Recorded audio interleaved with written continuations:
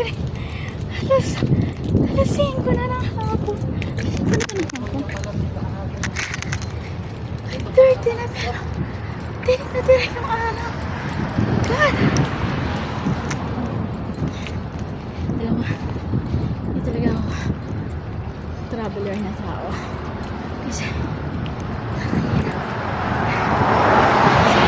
aging na tayo.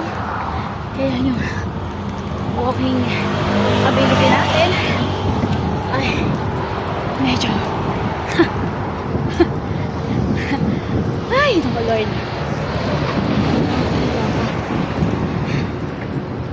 Pero ang sisipag nila dito mag-jogging.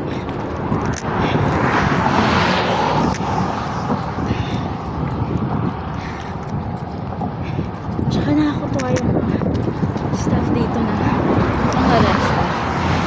Karamihan na nakita ko medyo matatanda.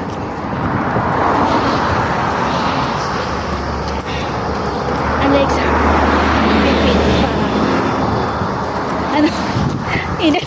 Ang ina, nakasalubong natin yung kanina eh. Mas may energy pa siya sa atin.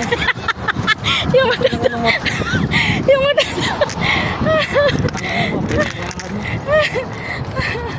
Samantalang tayo hinihingal.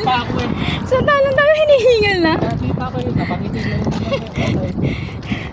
Sobra grabe. Dahil na nilakad namin.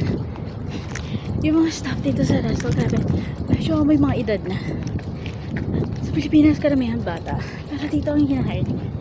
Mga matatanda na yung nagsiserve na nakikita namin. Nakakatuwa lang.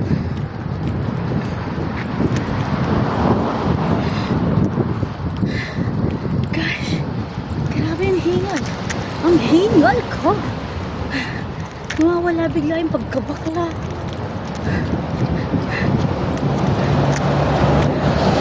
Grabe.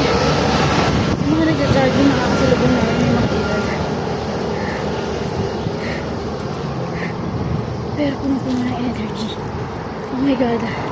Samantalang kaming magkapatid. Hingal na hingal na hingal na kami. Tapos, wala pa kami sa kalahati na nilalakad namin. Ay, what a day.